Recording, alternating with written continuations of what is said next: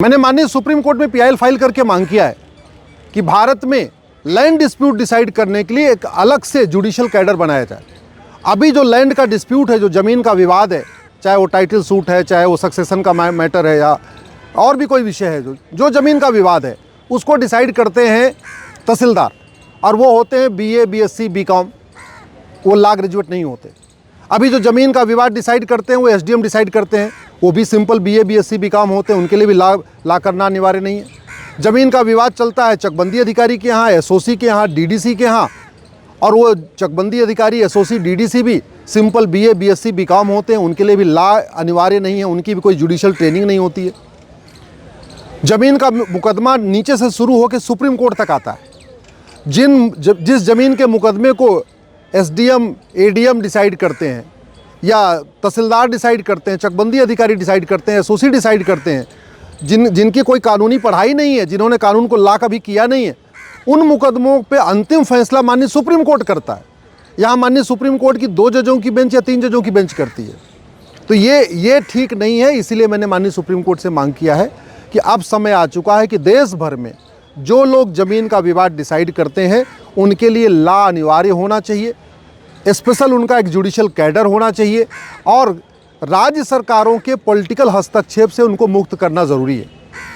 अभी हो क्या रहा है कि ज़मीन का विवाद चलता है एडीएम के यहाँ, वो एडीएम बेचारे हाफ डे जो है लॉ एंड ऑर्डर देखते हैं, और जब लॉ एंड ऑर्डर से टाइम मिलता है तब आके मुकदमा देखना शुरू कर देते हैं। तो प्रैक्टिकल प्रॉब्लम ये आ रही है कि चाहे वो एसडीएम हो, चाहे एडीएम हो, चाहे वो तहसीलदार हो, चाहे नायब तहसीलदार हो, चाहे चकबंदी अधिकारी हो, चाहे एसओसी हो, चाहे डीडीसी है, वो पूरी तरीके से एक राजनीतिक कंट्रोल में रहते हैं। जब होता है उनका ट्रांसफ़र हो जाता है, कोई दंगा हो गया तो उनका ट्रांसफ़र हो गया, मंत्री से उनकी नहीं बनती, मंत्री से खटक गई तो उनका ट्रांसफ़र हो जाता है। तो आए दिन उनका ट्रांसफ़र होता रहता है। इसलिए जो ज़मीन का मुकदमा है ये पूरी तरीके से जुडिशियल मैटर है, और इसीलिए एक सेपरेट जुडिशियल कैडर बनाया जाए और इसकी मॉनिटरिंग हाई कोर्ट और सुप्रीम कोर्ट करे। ज़्यादातर केसेस में ये भी देखा गया है कि जिस ज़मीन के विवाद में एक पक्ष अगर तगड़ा होता है, एक पक्ष अगर सांसद हो, विधायक हो, मंत्री हो, तो या तो उसके पक्ष में फैसला आता है, और अगर वो गलत है तो फिर मुकदमे का फैसला आता ही नहीं, चलता ही रहता है। जौनपुर में शंकर जी के मंदिर की 10 बीघे ज़मीन का मुकदमा 1985 से चल रहा है, 40 साल से ज़्यादा बीत चुके हैं, आज तक डिसाइड नहीं हुआ, क्योंकि उसमें एक पक्ष बहुत मजबूत है। ऐसे ही भारत में अनेक जो ज़मीन के विवाद चल रहे हैं जो 40 साल, 50 साल से चल रहे हैं, और वो भी सबसे नीचे चल रहे हैं। कोई तहसीलदार के यहाँ चल रहा है, कोई एसडीएम के यहाँ चल रहा है, कोई चकबंदी अधिकारी के यहाँ चल रहा है, कोई एसओसी के यहाँ चल रहा है, कोई डीडीसी के चल रहा है, और मुकदमे का फैसला आ ही नहीं रहा है। क्यों? क्योंकि जो मुकदमे का फैसला डिसाइड करने वाले चकबंदी अधिकारी हैं या एसओसी हैं या डीडीसी हैं या एडीएम है या डीएम है या कमिश्नर हैं, उनको डर लगा रहता है अगर हमने फैसला दे दिया, मंत्री जी नाराज़ हो गए तो हमारा तो रातों रात ट्रांसफ़र हो जाएगा। तो इसीलिए ये लैंड डिस्प्यूट जो डिसाइड किया जा रहा है ये प्योरली जुडिशियल मैटर है।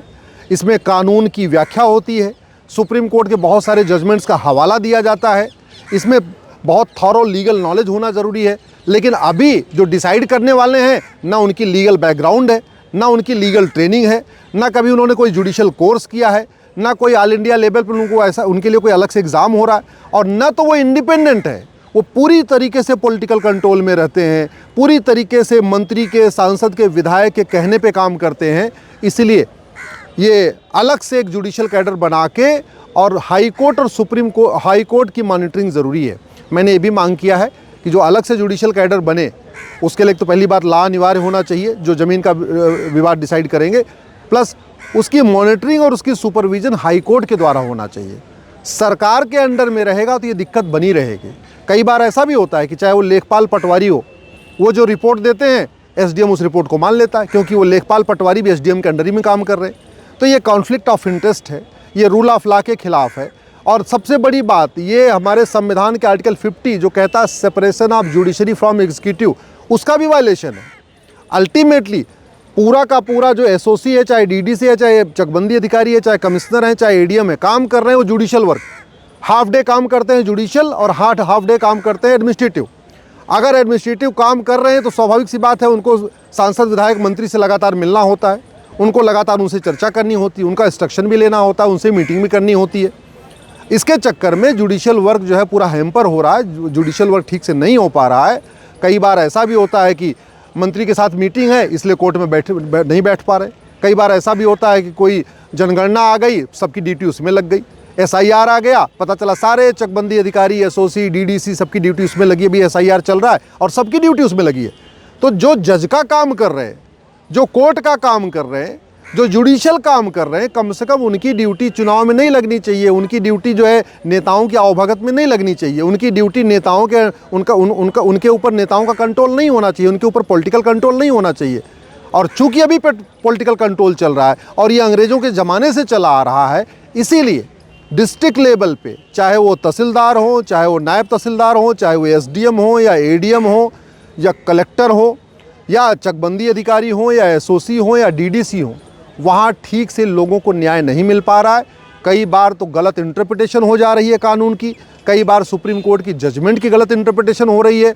तो बेचारा गरीब आदमी, आम आदमी वो ज़मीन विवाद के लिए चक्कर काटता रहता है और उसका मुकदमा डिसाइड नहीं होता। इसलिए भारत में फास्ट जस्टिस हो, जस्टिस विद इन ईयर हो, इसलिए मैंने माननीय सुप्रीम कोर्ट में PIL फाइल करके मांग किया है। एक सेपरेट जुडिशियल कैडर बनाया जाए जो ज़मीन का विवाद देखे और हाई कोर्ट, सुप्रीम कोर्ट इसकी मॉनिटरिंग करे। राज्य सरकारों के जो अंडर भी ये काम कर रहे हैं वो बंद होना चाहिए। ये पूरी तरीके से इंडिपेंडेंट कैडर, जैसे आपके फैमिली कोर्ट के जज होते हैं, एडिशनल जज होते हैं, जैसे कोर्ट में जज होते हैं वो हाई कोर्ट के अंडर में होते हैं, वैसे जो ज़मीन का विवाद देखते हैं ये लोग भी चूँकि जज का काम करते हैं तो ये भी हाई कोर्ट के अंडर में होने चाहिए, न कि सरकार के अंडर में।